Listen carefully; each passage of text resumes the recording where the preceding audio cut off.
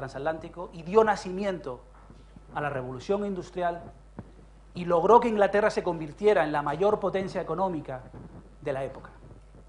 Francamente creo que estamos ante una situación muy similar, de encrucijada histórica, donde tenemos que tomar una decisión sobre cuál ha de ser el rumbo económico, político y social. Y estas son las tres conclusiones de mi presentación, con la cual, si estáis de acuerdo, acabo aquí y empezamos a hablar. En primer lugar, que el debate científico sobre la existencia del cambio climático se ha acabado. Más allá de cualquier ideología, lo cierto es que hoy la inmensa mayoría de los países, Sarkozy en Francia, el Partido Popular, el Partido Socialista en España o cualquier candidato, incluso en Estados Unidos, republicano o demócrata, reconoce que el cambio climático es una realidad. Y hablaré un poquito más sobre este tema. En segundo lugar, que viviremos en un mundo de bajas emisiones de CO2 y que cambiará por completo nuestra forma de ver el mundo de la energía y la contaminación. Y que esto, francamente, empieza a nivel local. Y por último, que veremos una explosión sin precedente alguno en el desarrollo de la innovación y las tecnologías limpias, lo cual generará oportunidades de negocio, desarrollo e inversión, tanto para los gobiernos como para las empresas y empresarios y, por supuesto, para las entidades locales. El panel internacional de las Naciones Unidas sobre el cambio climático está compuesto por más de 3.000 científicos, representando a más de 130 países. Cada uno de los miembros del IPCC han sido elegidos de forma autónoma e independiente por países y elegidos por sus homólogos en cada país, aquellas personas o científicos más respetados sobre este tema. Hemos tenido 6 opiniones, una tras otra, y han llegado a la conclusión de que con un 95% de probabilidades el cambio climático no solo es una realidad, sino que es la mano del hombre la que está acelerando este proceso. No sé vosotros, para mí un 95% de probabilidades, francamente, es apabullante. ¿Qué más esperamos? No hay color político, no hay ideología al respecto. Creo que hace 5 años se podía hablar de dudas, hoy no. Hoy podemos hablar sobre matices, pero no podemos, francamente, hablar de si existe o no el cambio climático. Y no entraré en detalle en cuanto a la evidencia científica, que creo que francamente es aplastante.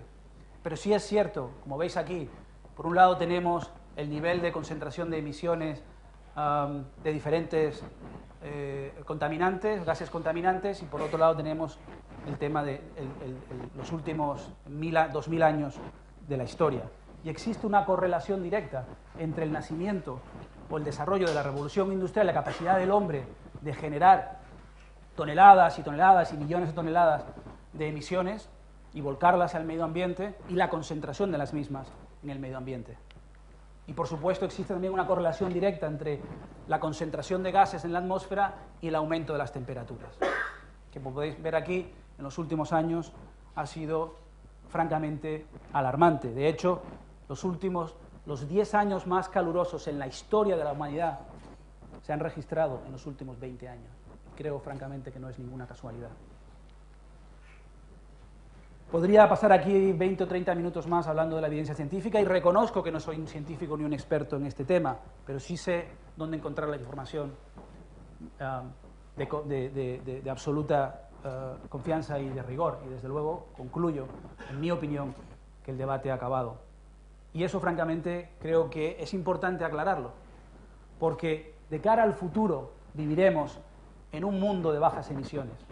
Viviremos en un mundo de bajas emisiones porque se nos va la vida en ello, pero también porque representa una gran oportunidad de negocio de cara al futuro.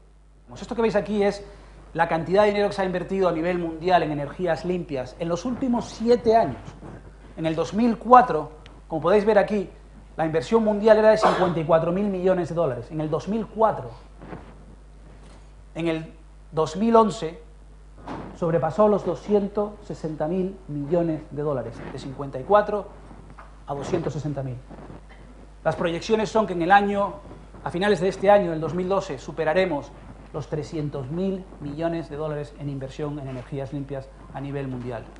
Me diréis si es o no una tendencia a nivel mundial.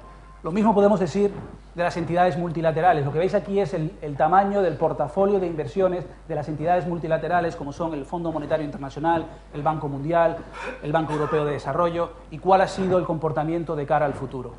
En el 2007, la inversión total era de 6.500 millones de dólares en energías limpias o proyectos de alguna forma u otra relacionada a la economía verde. En el 2009 era de 21.000 millones y ya hoy, aunque no tenemos la información aquí, lo miré esta mañana, y hemos superado los 35.000 millones de dólares en tan solo 4 años. China, hoy por hoy, es el gigante de las energías verdes. No es Europa y no es Estados Unidos. Se calcula que se están gastando en China del orden de los 9.000 millones de dólares al mes. ¡Al mes! Hay países de los más desarrollados que no se gastan 5.000 al año y están gastando 9.000 al mes. El objetivo en el 2011 era de generar un 10% de su electricidad de fuentes renovables. Terminaron el año generando un 12% y de hecho de cara al 2020 quieren llegar a generar el 15% de toda la electricidad procedente de fuentes renovables. El plan a 5 años es aumentar la eficiencia energética del país en un 20% a partir del 2010. El objetivo de eólicas, 100 gigavatios antes del 2020. Hoy China es el mayor generador o el mayor mercado por megavatios instalados de energía eólica y de energía fotovoltaica del mundo. Lo mismo puedo decir de Estados Unidos. Creo francamente, y no soy la fuente más objetiva, puesto que hasta hace poco representaba al gobierno de Estados Unidos y ahora represento la campaña del presidente, pero francamente creo que ha habido un antes y un después en Estados Unidos a partir del 2008, cuando llega el presidente Obama a la Casa Blanca. Pasamos de ser parte del problema a ser parte de la solución. Un país que no invertía y no creía en las energías renovables, a un presidente y un partido, el Partido Demócrata, que quiere que Estados Unidos lidere esta revolución mundial de cara a los próximos 20 años. Y hablemos de cifras una vez más. El presupuesto federal del gobierno de Estados Unidos en el 2008 para fomentar el despliegue de las energías renovables era de apenas 1.200 millones de dólares. Pasamos en un año de 1.200 millones en el 2008 a 15.000 millones en el 2009, haciendo un plan de inversión de un mínimo de 15.000 millones al año durante los siguientes 10 años. Me llena de orgullo poder decirles que 3 años más tarde no solamente hemos mantenido ese objetivo de invertir 15.000 millones al año, sino que lo hemos logrado multiplicar de forma exponencial. De hecho, en el plan de estímulo económico del presidente se invirtieron 7.000 millones de dólares adicionales a esa cantidad. Francamente, ha sido un momento histórico para Estados Unidos en cuanto a la inversión y el fomento y despliegue de las energías renovables en Estados Unidos. Actualmente existe aproximadamente un 7% de energías, entre comillas, limpias en Estados Unidos, lo cual no es cierto, porque el 4,5% es energía hidráulica, con lo cual, si estamos hablando de energías limpias como las conocemos en España, solar y eólica, estaríamos hablando de aproximadamente un 2,5% aproximadamente. ¿Por qué es importantísimo hacer hincapié en esta cifra? Porque si el presidente Obama sale reelegido, vamos a pasar de un 7% actual a un 25% antes del 2025. ¿Y qué significa eso? El segundo mercado, hablaba antes de China, en cuanto al mercado de la energía eólica mundial, es China el primer mercado. El segundo es Estados Unidos. La energía eólica en Estados Unidos representa aproximadamente el 1% del mix energético. ¿Qué va a pasar cuando pasemos del 1% al 10% o al 15%? Sin lugar a duda, seremos la potencia mundial en cuanto a generación eólica y generación solar. Jamás se ha invertido tanto dinero en tan poco tiempo en I+D+I en un solo sector de la economía en la historia de Estados Unidos. En América se le llama el nuevo proyecto Apolo, haciendo referencia a lo que significó para Estados Unidos mandar un hombre a la Luna, desde un punto de vista de capacidad empresarial, de desarrollo de nuevos productos. Muchos de los productos que hoy conocemos, como el Wi-Fi, el Internet, la telefonía móvil, el GPS, surgieron a raíz de esa década de grandes inversiones en I+D+I que le permitió a Estados Unidos mandar un hombre a la Luna. Y proporcionalmente estamos gastando hoy mucho más dinero en desarrollar la tecnología y fomentar la innovación alrededor de este sector estratégico para la economía estadounidense. Esto que ven aquí quisiera explicarlo. En rojo ven cuál ha sido el comportamiento de los diferentes índices bursátiles. El rojo es el comportamiento del índice bursátil de empresas verdes. El Nasdaq es el índice bursátil de las empresas tecnológicas, que sería el azul, y luego en azul más oscuro es el S&P 500, que es el índice bursátil de las 500 mayores empresas del mundo. Lo que pueden ver aquí es que, en primer lugar, las empresas verdes han mostrado un comportamiento en bolsa muy superior a los otros índices bursátiles, que a todos, por supuesto, afectó la crisis de forma significativa, pero también es cierto que fueron las empresas verdes las que menos sufrieron y las que más pronto salieron de la crisis, y francamente creo que en el momento que se vuelva a retomar la senda del crecimiento veremos un comportamiento al alza una vez más. O sea que tiene sentido ser verde no solamente porque es lo correcto y es el futuro, sino porque es absolutamente rentable hoy. Hablemos de los combustibles fósiles en particular. Hoy en día, solo el 30% de las reservas de petróleo del mundo son petróleo convencional. Petróleo convencional significa aquel petróleo, o esas bolsas de petróleo que son, a las que son relativamente fácil llegar. Pero el 70% de ese petróleo y del gas está en aguas profundas o está en grandes profundidades bajo los océanos, o de alguna forma u otra son lo que llamamos el petróleo o el combustible no convencional.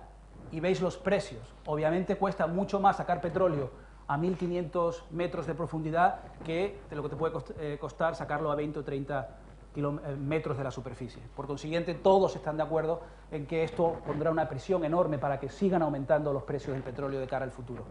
De hecho, según todas las fuentes que hemos encontrado, pero particularmente me llamó la atención esta, que ponía 3 escenarios, según el Energy Information Administration, en el 2009 hizo una proyección sobre hacia dónde iban los precios del petróleo.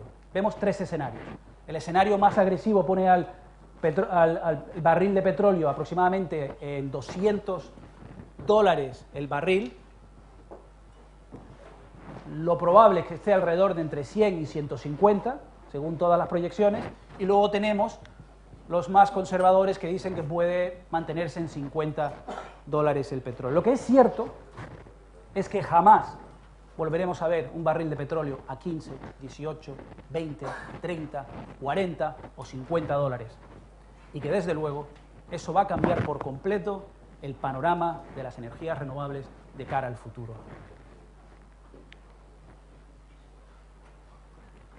Creo francamente que esa realidad que hemos visto anteriormente crea las condiciones propicias para que seamos testigos a un verdadero desarrollo de las energías renovables de aquí a los próximos 10 años. ¿Qué quiero decir con eso?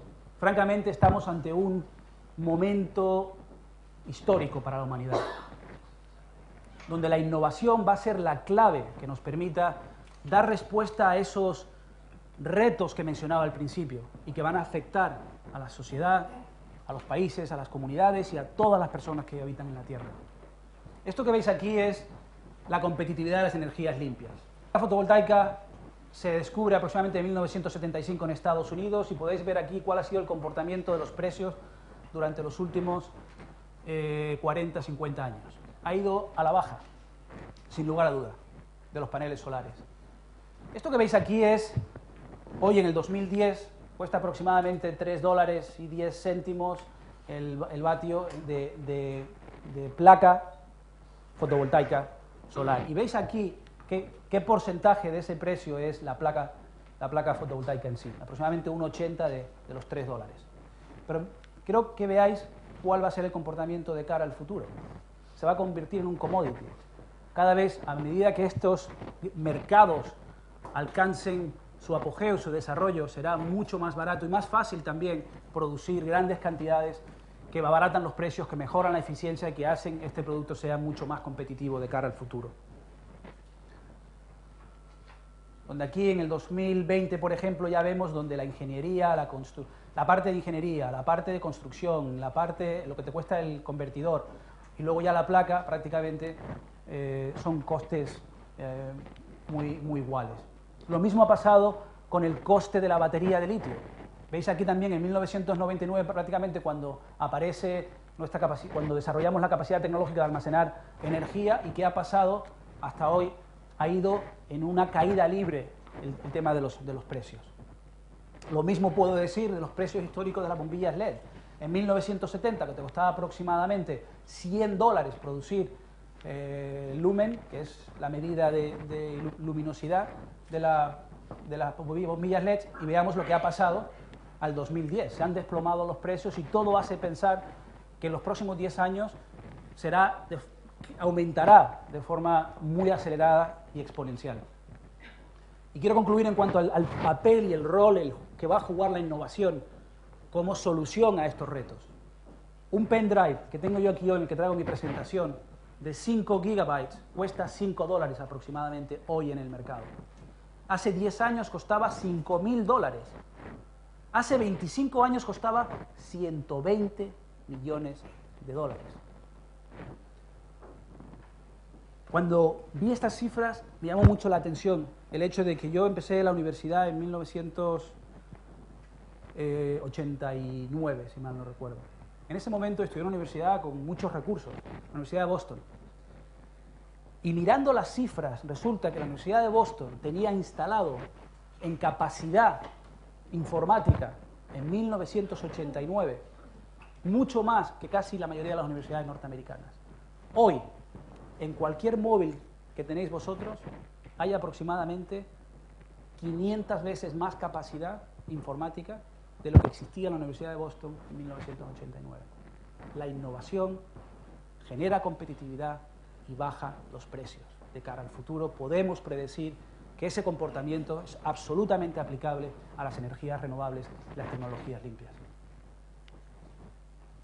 Quisiera hablar rápidamente como caso, por ejemplo, lo que ha pasado en la telefonía, que creo francamente que este es un caso práctico en lo que es la telefonía fija, la telefonía móvil y lo que es la capacidad de energía tradicional y las energías renovables. Lo que vemos aquí es el panorama de las 20 empresas de telecomunicaciones en 1990. La inmensa mayoría eran empresas de telefonía fija y habían pocas. Aparece una tecnología rompedora que es la telefonía móvil, que le permite a las empresas facturar mucho más, bajar costes y aumentar el servicio a nivel mundial. Hoy las 20 empresas de telefonía mundial están mucho más repartidas a nivel mundial y la inmensa mayoría de los ingresos proveen hoy en día de la telefonía móvil. Esto que veis aquí es cuál ha sido el histórico de los ingresos de las empresas de telefonía, donde vemos que cada vez facturan más y cada vez la telefonía móvil representa un mayor porcentaje de esos ingresos. ¿Y qué ha pasado con los precios? Yo no lo sé vosotros, pero en 1994 recuerdo perfectamente bien haber pagado $1 y $2 el minuto de telefonía móvil. Hoy estamos prácticamente a la paridad. Cuesta lo mismo una llamada telefónica en un teléfono fijo que en un teléfono móvil, a pesar de lo que digan muchas empresas de telefonía en este país, pero prácticamente nos cuesta lo mismo. Es de predecir que las energías renovables seguirán este mismo comportamiento de cara al futuro. Quiero hacer una pequeña pausa en este gráfico tan confuso y lleno de colores y explicaros lo que es, porque francamente me sorprendió mucho. La fuente, aclaro, que no es ninguna ONG, no es ninguna entidad multilateral, no es ningún centro de estudio. Esta información que veis aquí nos la facilitó la Asociación Nacional de Coches de Estados Unidos, de fabricantes de coches de Estados Unidos, con lo cual es una proyección hecha por la industria. Esto que veis aquí en verde cuál es la curva. Lo que veis aquí es el porcentaje de vehículos, de ventas, nuevas ventas de los vehículos y qué tipo de vehículos se venden. Hoy en día el 100% de los coches, perdón, hace 10 años, en el 2000, el 100% de los coches que se vendían al mercado eran coches convencionales, con motor de combustión, el coche que todos conocemos. En el 2011, pues ya empezamos a ver que empiezan a surgir nuevos modelos de coches híbridos y coches eléctricos. De hecho, hace 4 años en Estados Unidos había un modelo, el Prius. Hoy hay 18 modelos de coches eléctricos o coches híbridos. Con lo cual, vemos que va a pasar de cara a los próximos 20 años. En cuanto a la curva, en cuanto al porcentaje de las nuevas ventas de los coches, qué porcentaje son coches convencionales y cuáles son coches de otro tipo. Nuestros hijos, de cara al 2030, verán un mundo donde los coches que conocemos hoy serán reliquias y serán aparatitos interesantísimos. Si tenéis una Harley Davidson, guardadla. Si tenéis un coche antiguo, cuidado como si fuese un tesoro. Porque estamos hablando de 20 a 30 años. En azul vemos los coches híbridos y vemos que hoy son prácticamente un 1 o un 2% del mercado. Pero veamos cuál es el comportamiento de cara al 2020. Estamos hablando de 9 años. Y probablemente, aunque se hayan equivocado en un 100%, si pasamos de un 1% a un 20%, no a un 40%, estamos hablando que de los coches nuevos que se vendan en el 2020, entre un 20 y un 40% serán coches híbridos. Y eso presenta un panorama muy distinto al actual, de grandes oportunidades. En rojo vemos los coches eléctricos, puramente eléctricos y no híbridos, coches de enchufe, donde también pueden llegar a ser un 20%, pero francamente yo creo que esto cambia el panorama y que es francamente interesante ver cuál es la proyección de la misma industria sobre cómo va a cambiar el parque automovilístico del mundo. Y hablemos de la tecnología, la innovación, cómo francamente cambia y a qué velocidad. Esto que veis aquí es un generador en los años 80 eólico. La capacidad media de generación era de apenas medio megavatio. En los 90, hoy estamos hablando de que hay 2 modelos de aerogeneradores que son capaces de generar 10 megavatios por torre, 10. Y todo hace pensar que podremos tener en el mercado, de manera comercial, en 2 años, generadores de 15 megavatios. ¿Qué ha pasado al tamaño de los aerogeneradores? En los años 80, el diámetro de las astas era de 17 metros. Hoy es de 127 metros, en apenas 20 años. Esto es la capacidad, esto que vais a ver aquí ahora es la capacidad de generación de los parques eólicos. El mayor parque eólico del mundo, del 90 al 94, era de 20 megavatios. Del 95 al 94, 97 megavatios. El mayor, del 2005 al 2009, 366. El mayor parque eólico en los que se está construyendo ya es de 1000 megavatios. Y estamos hablando de que dentro de 5 años se construirá el primer parque eólico de 1500 megavatios. La energía solar. Tú mencionabas anteriormente el hecho de que se ha pasado una nueva normativa que va a permitir el autoconsumo y que eso va a cambiar el panorama en España. Estamos, según todos los expertos, a 3 o 4 años de poder tener placas fotovoltaicas lo suficientemente sofisticadas como para ser autosuficientes en casa y poder desconectarnos de la red. Y no hablo de ciencia ficción porque la tecnología existe hoy, y no hablo de ciencia ficción en un panorama donde no hay un marco regulador, un marco legal que lo permita, porque ya lo existe. Y de hecho, tengo entendido que en España se aprueba la nueva ley en los próximos 2 a 4 meses, que va a hacerlo incluso mucho más fácil. La tecnología existe y el futuro de la solar va a jugar un papel importantísimo. Primero, porque la fotovoltaica, como hemos visto anteriormente, sigue bajando los precios y siendo más competitiva. Estamos muy cerca de la paridad. En las Islas Canarias o en las islas